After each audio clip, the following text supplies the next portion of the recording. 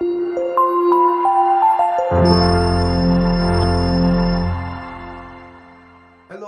आदाब, अस्सलाम वालेकुम। आज हम बात करने जा रहे हैं एक मिलिट्री स्कीम के बारे में जिस पर आजकल बहुत सारे प्रोटेस्ट्स हो रहे हैं। इस स्कीम का नाम है अग्निपथ स्कीम, जिसे इंट्रोड्यूस कराया गया 14 जून 2022 को और इसे प्रपोज किया था जनरल बिपिन रावत ने। पहले मैं आपको बताता हूं कि असल में ये स्कीम है क्या। असल में इस स्कीम के अंदर इंडियन यूथ्स को ये मौका मिलेगा कि वो आर्मड फोर्सेस की तीनों ब्रांच मतलब नेवी, एयरफोर्स और लैंड फोर्स में 4 साल तक सर्व कर पाएंगे। ये जो 4 साल का टाइम पीरियड है, इसे एंगेजमेंट पीरियड कहा गया है। इस स्कीम के अंदर जितने भी रिक्रूट्स होंगे, जितने भी कैंडिडेट्स आएंगे, उन्हें अग्निवीर का महान लक़ब दिया जाएगा।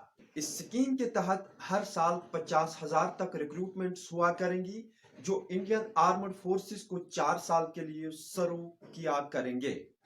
अब आता है दूसरा सवाल कि क्या अग्निवीर जिन्हें 4 साल के लिए सर्व करना पड़ेगा, क्या उन्हें आर्मड फोर्सेस में परमानेंट रिक्रूटमेंट किया जाएगा या नहीं। तो इस स्कीम के अकॉर्डिंग अग्निवीर के हर बैच से सिर्फ 25% कैंडिडेट्स को ही रिटेन किया जाएगा। सिर्फ वही आगे जाकर आर्मड फोर्सेस के रेगुलर कैडर्स में 15 साल तक फुल टाइम सर्व कर पाएंगे। बाकी 75% को फारिग किया जाएगा। इस स्कीम को लाने का मेन एम है आर्मी पेंशन बर्डन से निजात पाना, मिलिट्री एक्सपेंडिचर को रिड्यूस करना और ज्यादा से ज्यादा यूथ्स को वारफेयर एक्टिविटीज के साथ एंगेज करना। अब सवाल खड़ा ये होता है कि अगर ये स्कीम सोशल फ्रेंडली और जवानों की भलाई के लिए है, तो बहुत सारे यूथ्स इस स्कीम के खिलाफ प्रोटेस्ट क्यों कर रहे हैं। तो इसके दो मेन रीजंस हैं। पहला है जॉब इनसिक्योरिटी। सरकार हर साल अब 17 से 21 साल के 50,000 रिक्रूटमेंट्स कर रही है और 4 साल में 25% को रिटेन कर रही है। बचे हुए 75% का क्या हुआ, वो तो फिर से जॉबलेस हुए ना। और 17 से 21 साल के बीच में ही कोई इंसान अपनी डिग्री कंप्लीट करता है, स्किल्स एक्वायर करता है। तो इस टाइम पीरियड में जब बच्चे ट्रेनिंग में लग जाएंगे तो कैसे कोई स्किल एक्वायर कर पाएंगे। बच्चे ट्रेनिंग की तरह लगेंगे और हटा भी दिए जाएंगे। तो ऐसे में कोई अग्निवीर बाद में अगर कोई जॉब करना चाहे तो वो कैसे अप्लाई कर सकता है, क्योंकि जॉब के लिए जो स्किल सेट चाहिए होता है वो तो उसके पास होगा ही नहीं।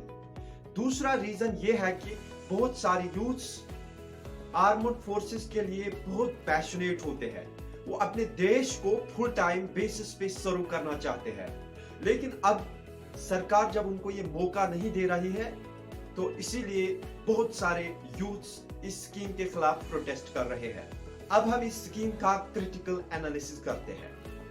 ये जो स्कीम है ये यूथ सेंट्रिक के बजाय गवर्नमेंट सेंट्रिक है।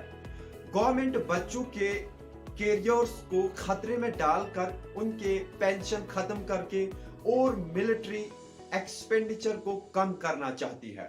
ये स्कीम जॉब से ज्यादा वॉलंटियर सर्विस होगी, क्योंकि इस जॉब में जाने वाले अक्सर बच्चे दूसरी जॉब्स के लिए एलिजिबल नहीं रहेंगे।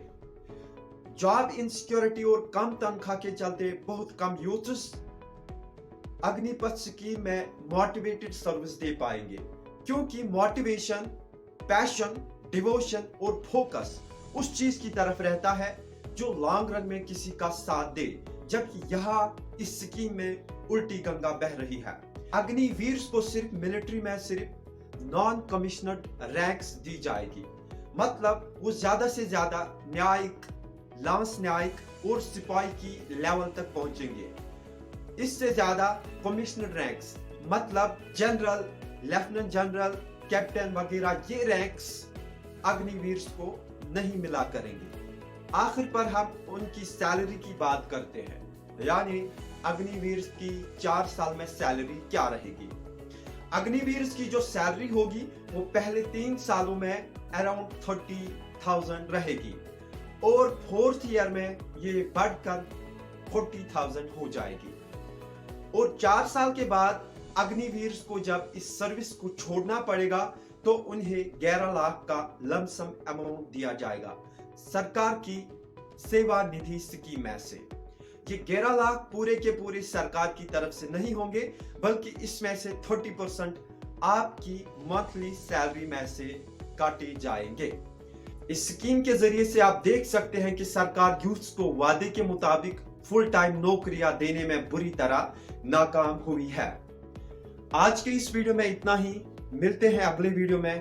तब तक के लिए अपना बहुत सारा ख्याल रखना और इस चैनल का भी टेक केयर। बाय।